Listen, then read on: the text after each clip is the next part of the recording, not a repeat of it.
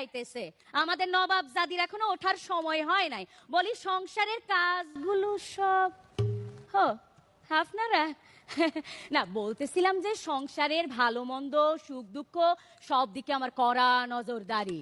আমি দজ্জাল শাশুড়ি। যেটা বলতেছিলাম, আমার এই শাশুড়ি ক্যারিয়ারের সব থেকে বড় হাইট অফ কনফিউশনটা কি? ছেলেকে বিয়ে করানোর পর থেকে আমি ভাবতেছি ছেলেকে বুঝি সব তার বউ শিখাই দিতেছে, অন্যদিকে তার বউ ভাবতেছে সব আমি শিখাইতেছি।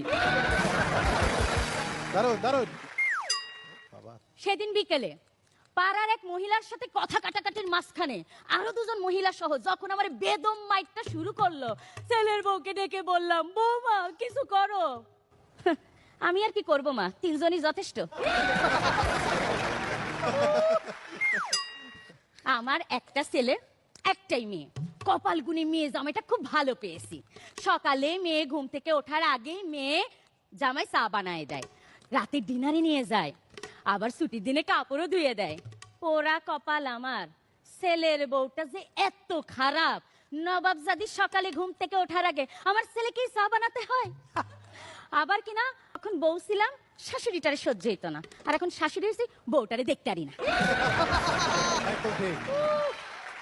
রান্নাঘরে ছেলের বউকে বলতেছি, বলো তো বৌমা রান্না করতে কি লাগে? গরম লাগে, বিরক্ত লাগে, একেবারে অসহ্য লাগে। এই বউ শাশুড়ির দ্বন্দ্ব প্রাচীনকালেও ছিল, এখনো আছে, ভবিষ্যতেও থাকবে। এর কারণ কি? 25 বছর ধইরা যেই ছেলেটারে প্যান্ট পরানো শিখাইছি, বউ আইসা সেই প্যান্ট মাত্র 25 মিনিটেই খুলে ফেলাইলো।